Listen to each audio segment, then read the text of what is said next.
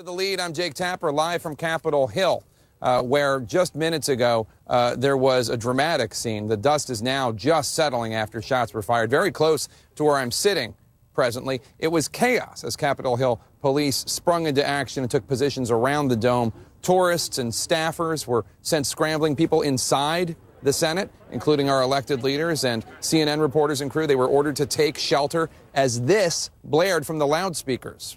Shelter in place. Close, lock, and move away from doors and windows.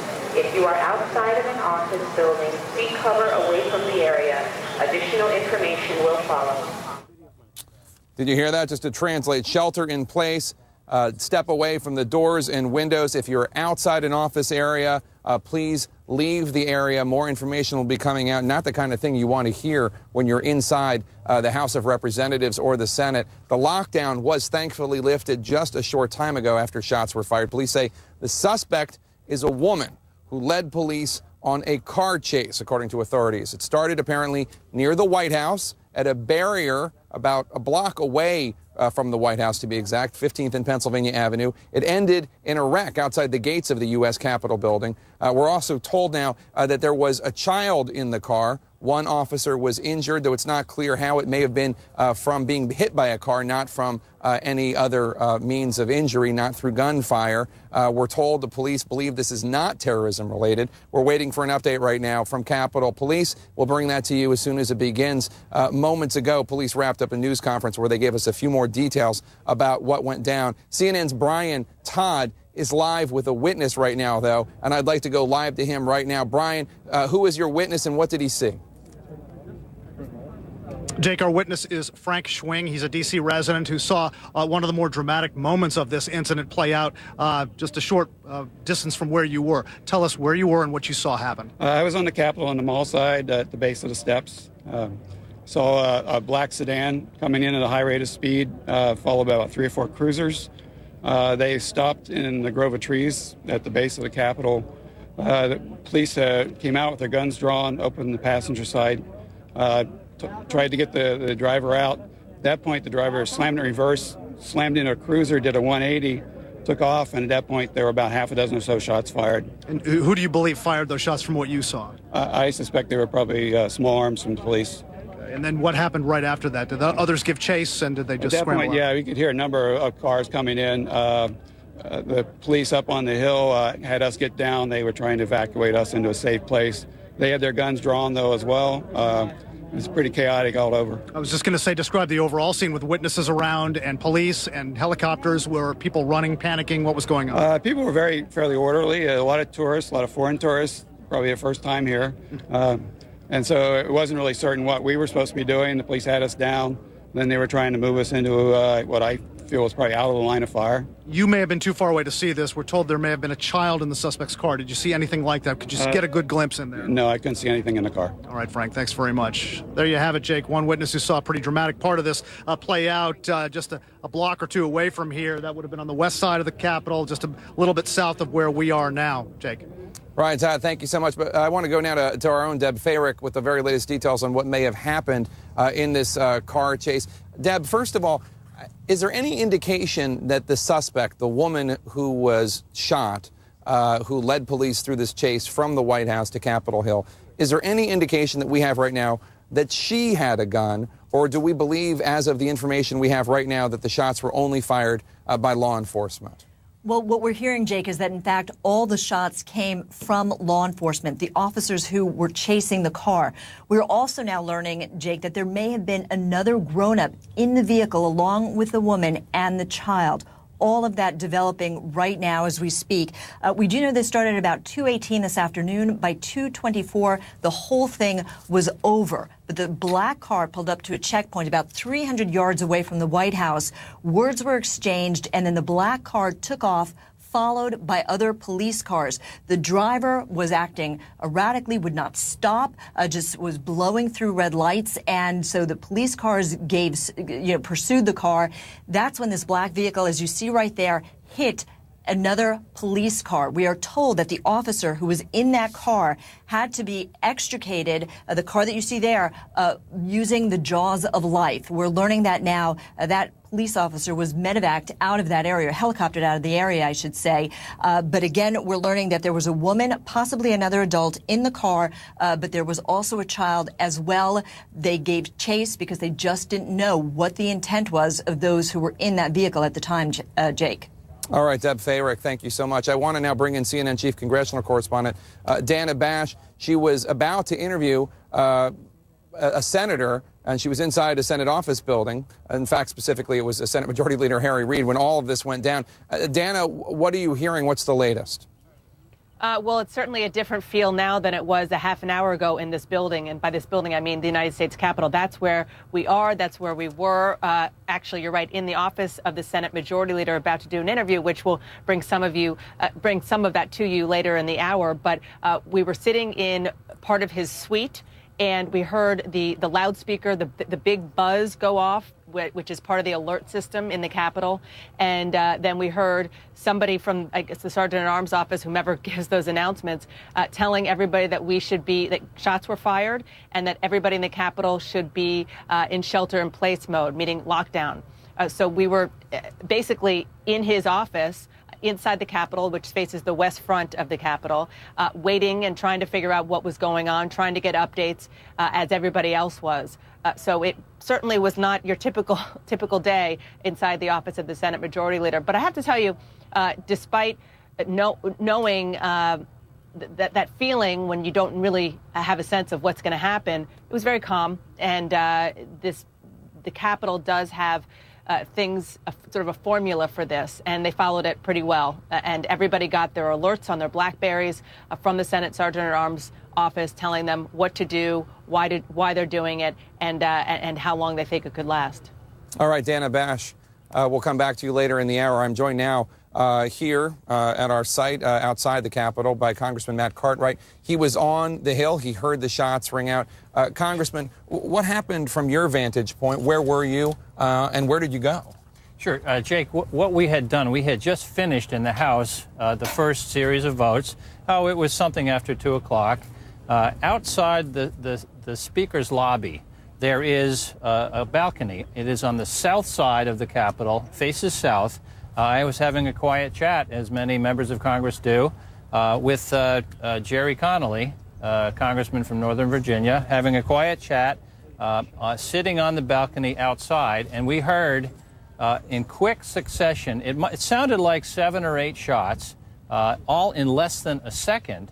And what we heard was that they were coming from right behind me, the way I was seated, and looking southwest toward the Rayburn House Office building. Mm-hmm. And I suspected it was either coming from there or it was a sound ricochet. Yeah, echoing, because there are a lot of big cavernous buildings around here. Right, off of the face of the Rayburn building, and it turns out that's what it was.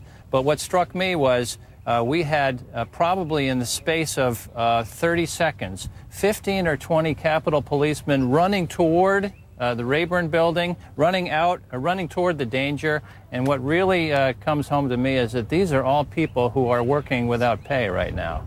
We'll get to that later in the show. But one thing I want to ask you, how long have you been in Congress? Since January the 3rd this year. Okay, so you don't remember firsthand, but some of us who have been in this town for a few decades remember that there was an incident where shooters actually got into this building and killed two Capitol Hill police officers.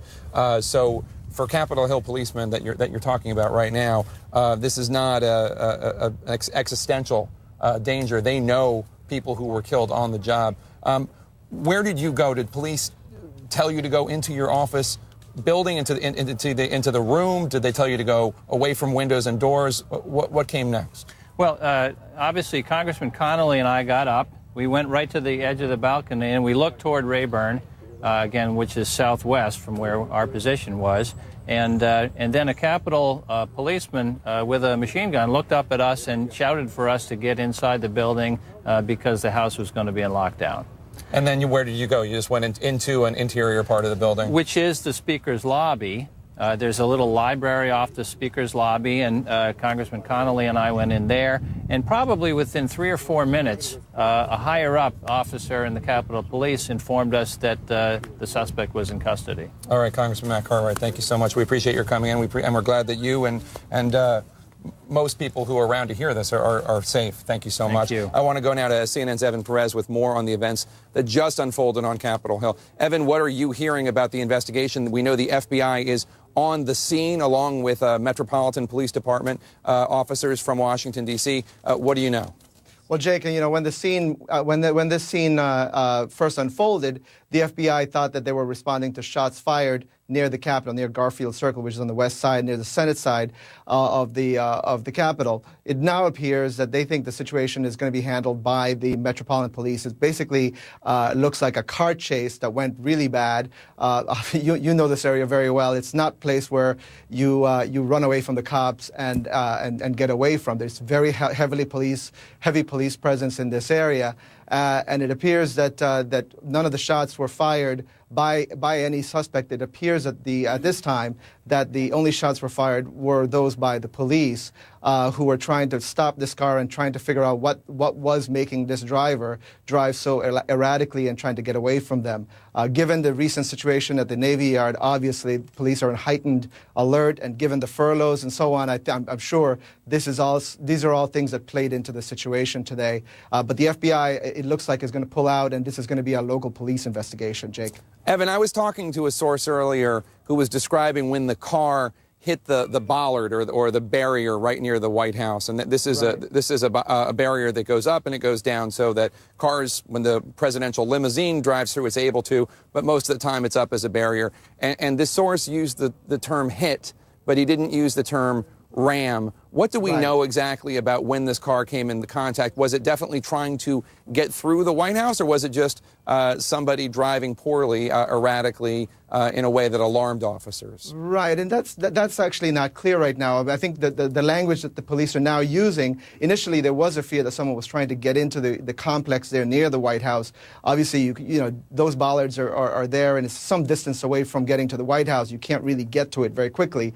But it does appear that this driver just struck it as they were trying to get away from the police, from the Secret Service uniformed police that were there, and then fled, as Deb has been reporting, fled down Constitution Avenue and ended up near the Capitol complex. It doesn't appear that they were trying to get into the White House now. It does appear that this person just, you know, hit cars and bollards as they were trying to make their getaway.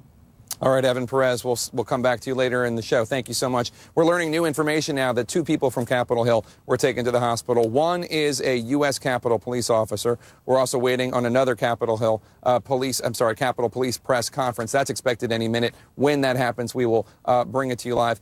Kate Nocera is a Capitol Hill reporter for BuzzFeed.com. Chris Moody is with Yahoo News. They were both on Capitol Hill when this all went down. Chris, we just had you on the show yesterday, but now you have new information. Kate, you were smoking a cigarette outside the Capitol. I'm sure your parents will be delighted to hear. What happened after that?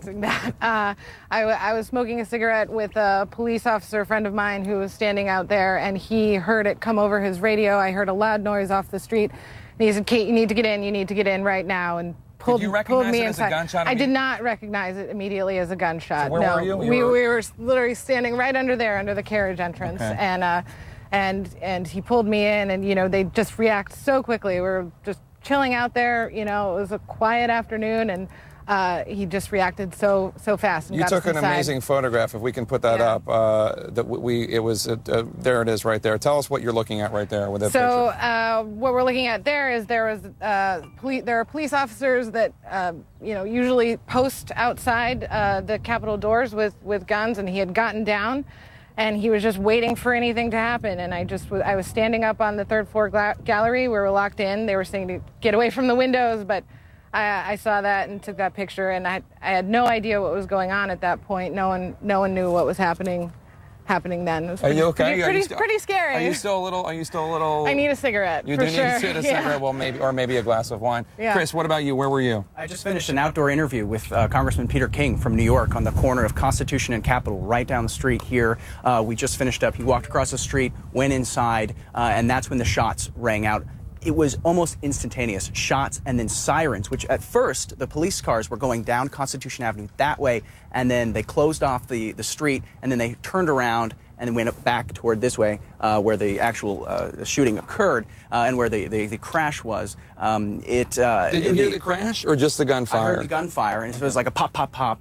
And then Capitol Hill policeman said that was, that was shots. Get underground is what he told me. Underground. Get underground if you can. I'm sorry, Mom, I didn't go underground. I stuck around and got as close as I could. But Kate was taking a picture at the window, so they were telling us to get away from the window. It was amazing to watch. I saw Senator Bob Casey, who I later read was crouched near a car at some point, and he just watched him run across the yard here to get in the Capitol, and it was amazing to watch everyone sort of mobilize at that point.